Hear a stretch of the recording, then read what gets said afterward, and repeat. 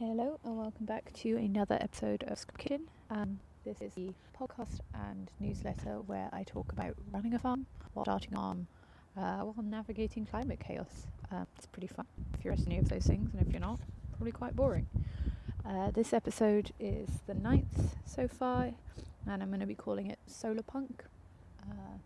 The reason I didn't record an episode last week was because my partner and I went with some people from work south to Ohio to go see the solar eclipse, and that took up a lot of my time, and it was wonderful and 100% worth it. And I saw the corona. I had a big moment where I was like, what will I be doing in 22 years for the next one, or 20 years? And so that took my time, last recording time. Since then I have been doing some little solar punky things. For those of you unfamiliar with the idea of solarpunk, it's a play on the idea of steampunk or cyberpunk.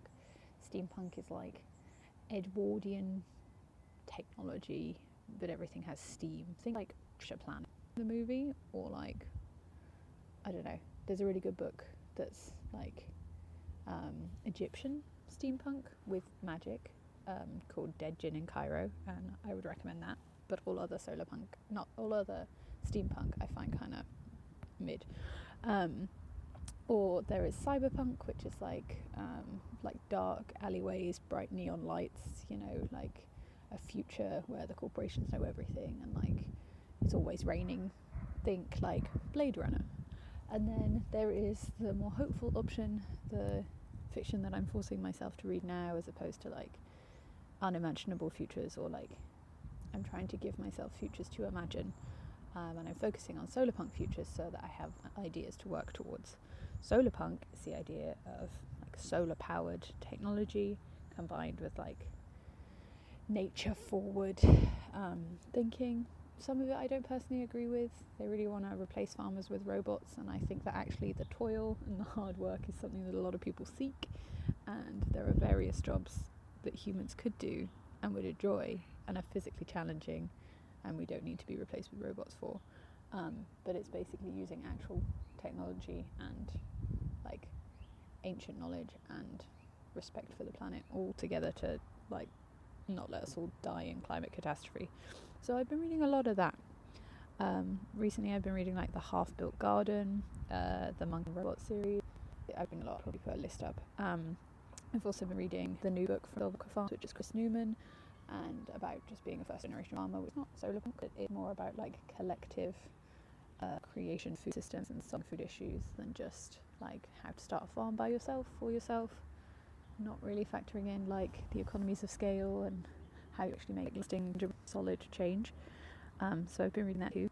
I've been processing a lot of dandelions from the farm. We had a very long day with a lot of work, and the final task of the day was weeding, and the team saved dandelions for me without me even having to ask, which was so sweet because I love them. And I really appreciated that.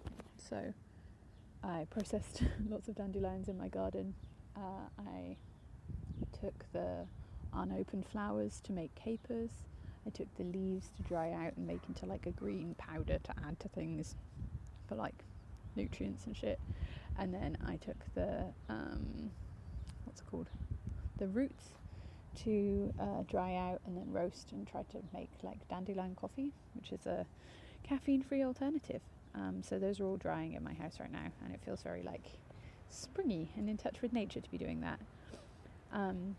Also, speaking of solarpunk, I have been looking at the proposals from the Land Workers Alliance and various other I want to call them lobbyists, but I don't think they're lobbyists, people advocating for farmers' rights in the UK, and there are petitions and lots of very interesting budget proposals that say that the agricultural budget should be doubled, and are pushing for politicians to really think about how vital food systems are and fund them accordingly.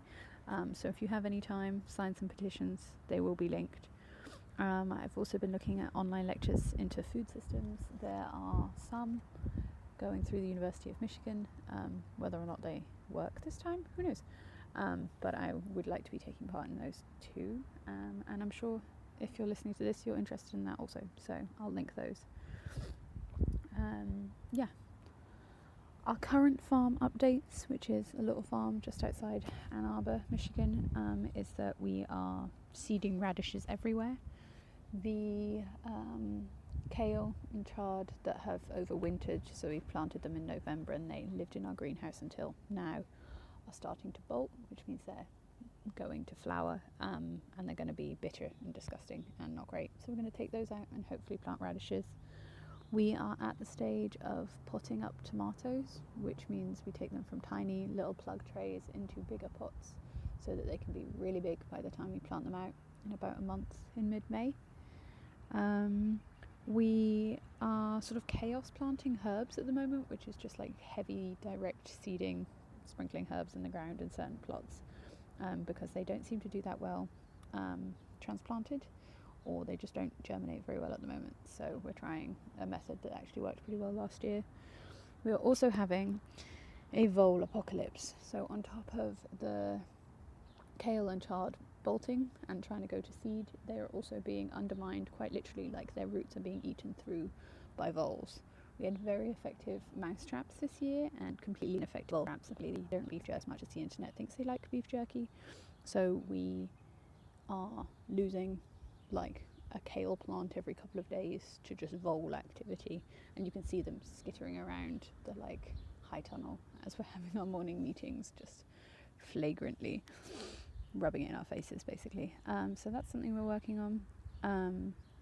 It's also been raining quite a lot. We took the opportunity to take the day off work yesterday because it rained all day and we'd run out of inside tasks to do, and lots of the tasks that we would be doing outside, such as tilting, preparing beds, like broad forking, raking, are actually pretty hard to do with wet soil and can increase compaction if you do them wrong with wet soil. So we were like, how about we don't do that? So it's been very nice to actually have the time to do other things, which brings me on to the future farm updates. My partner and I, spent yesterday working more on our business plan. We've come up with a pretty good tool for calculating the cost to produce for various vegetables. So that includes the hours it takes to seed, to water, to plant, to prep beds, to harvest, to wash, the price of seeds, the price of potting mix, not the price of trays and not the price of compost, because we're going to have to buy those straight up at the start of the year, but any other costs that go into that kind of stuff. And so then we can, from that, calculate roughly, with a 30% loss at least, how many bunches we could produce of like kale or whatever, and then we can calculate roughly how much profit we would expect to make per bunch of kale, which is very interesting calculations to be looking at. And there are all sorts of things that you need to start factoring in once you're looking at that kind of stuff. You're like, do I include the cost of me going to market in the like per bunch pricing, or do I just be like, this is a sunk cost of the 8 hours that I spend like prepping for market, going to market, coming back from market, and so all sorts of like other costs come up. So we've been having debates around that. We have come down to decisions on like the size that we roughly want to do. We are thinking of 4 blocks of 10 50-foot beds, or 15-meter beds in normal numbers, and we're trying to figure out like how we get in contact with local businesses and like value-added producers. We can't really do that until we know where we're going to be, which is fine, but trying to outline how we would do that once we know where the hell we're going to be is also in our business plan. So we worked on that a lot yesterday. We were also sent a beautiful link for some land from my mother. We won't be buying that land because we are not going to buy land sight unseen without even knowing we can move to that country yet, you know. But it's pretty cool to see that there are plots of land out there for when we might actually get the chance to buy stuff. So for now I think we've settled on leasing land for 2 to 3 years from whoever we can find land from, so that we get our foot in the door in the UK market and then make more like informed decisions down the line. So yeah, lots of planning, lots of prepping on our current farm and for our future farm. But through it all, like, pretty good times, pretty solarpunk to be imagining how we integrate ourselves into someone else, well, into a food system and make it better and more sustainable and more sovereign. It's pretty cool. It's a pretty cool thing to be thinking about. So I'm excited. Yeah, talk to you next week. Bye.